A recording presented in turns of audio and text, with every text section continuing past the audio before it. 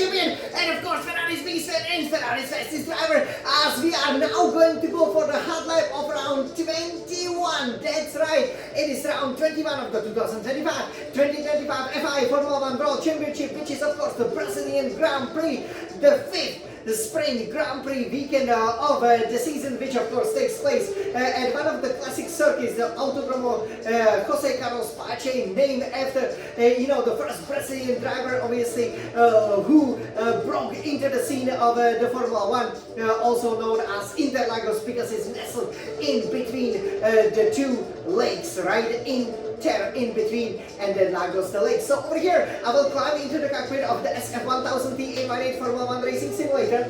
We will first, show you the all-important setup, so that you can really tackle and attack all of the corners, around this, short but really enjoyable track, featuring lots of different turns, especially the Senna assist name, obviously after Brazilian's most famous driver Ayrton Senna, are real challenge, and if you manage them along with some of the other corners, and especially in a warm-up lap, I will show you the lines that you need to take, especially with these great F124 cars. They are really such a joy to drive, because you can really attack the corners, and if you are a little bit careful exiting the corners, you can have a magnificent speed over here and plant it on pole position, just like I did, for example, here, not just for the 3 Grand Prix but also for 1 sprint. And again, this will be another race that you can see, obviously, the 7th in a row, where you can see, just like for example Formula 1 drivers will be sprint qualifying, so will I be. As they will be sprinting, so will I be. As they will be qualifying, so will I be. As they will be racing for the Grand Prix victory, so will I be. Hey, and will I manage to score the amazing 4th victory here in Brazil, because I've already won here 3 times? We shall see, right? Exactly. So over here, this circuit obviously was a very successful for Ferrari, a couple of decades ago, especially with Michael Schumacher and as Felipe Massa, another home hero who has lost over here the Formula 1 title to the new Ferrari driver Lewis Hamilton. So we will show you exactly where it happened and why the weather can also play such a major role, and what you should do obviously to adjust the setup before we will go on a hot lap. And I'm sure we will be aiming to go around Interlagos in less than 70 seconds, below 1 minute 10 seconds. It's absolutely amazing, but that will be our target. So let's go! Let's go over here. So we are obviously very excited about it, and we will take our Scuderia Ferrari here, for a spin. So again, the car looks magnificent. And again, we will go to round 21 over here. So just like last year, the final 10 Grand Prix, are exactly in the same order as they were. That's how we like to. That's how we like it. You can see the typical Interlagos, obviously, with its green hills over here. These are the Senna assists, so you can see just how challenging it is, right? And that's why the correct approach is absolutely critical over here. And again, this track is one of my most successful tracks. In fact, if I wouldn't botch that 2010 race, I would be pretty much always winning over here. I'm basically on a 4 victories winning streak, so here I will be chasing the 5th victory in a row if you calculated the sprint as well, which is something I've never achieved, obviously, elsewhere, but again, we do not have a perfect record here, sadly, because of that first race, which didn't go that well, even though we obviously planted our Scuderia Ferrari on pole position. So here, let's take a look at first at the setup.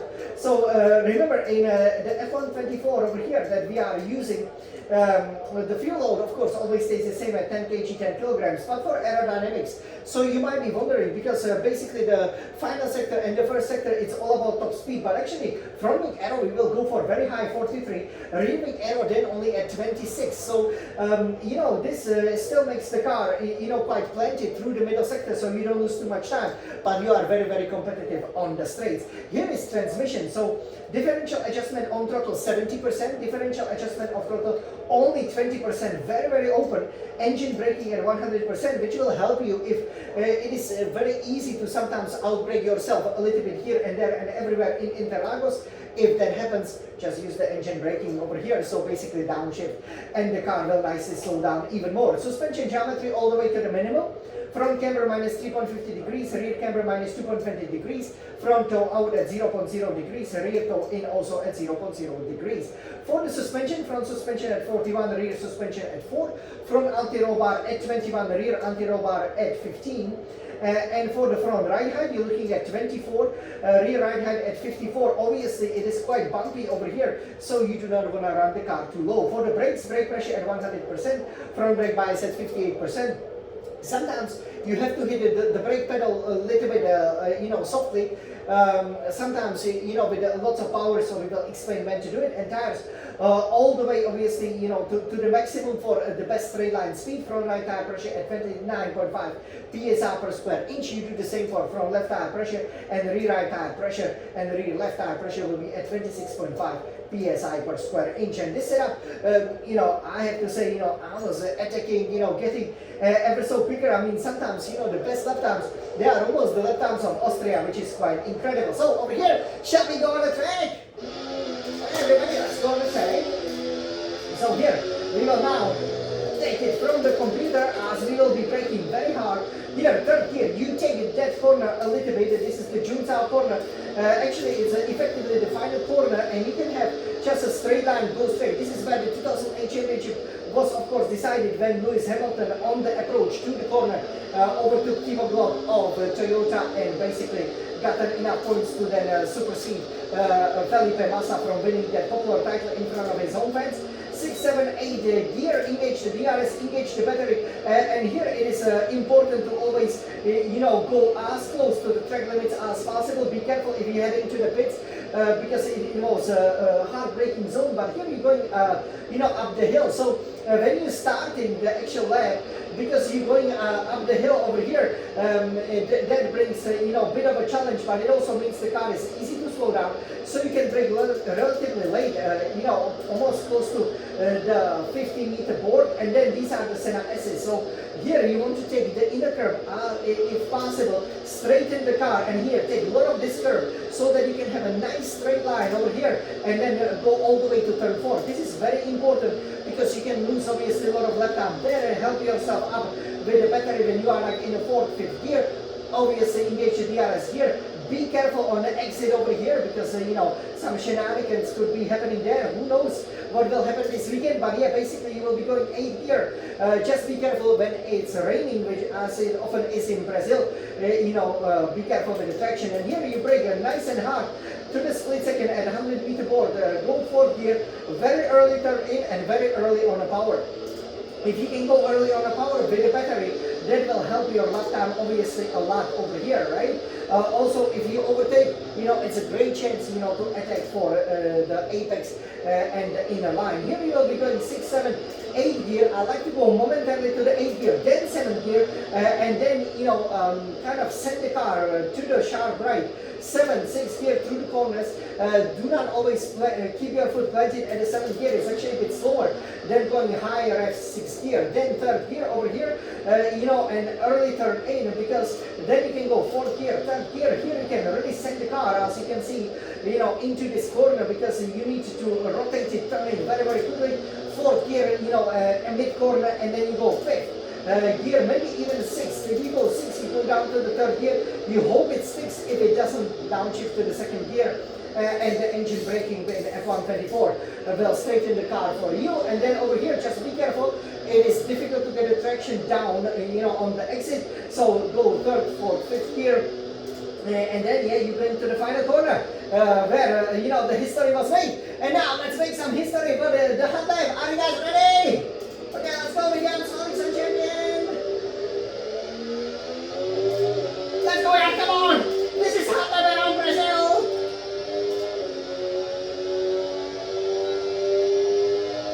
Let's go for it again.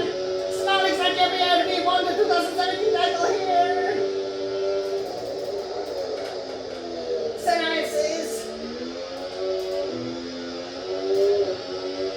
nice line, come on, Jan.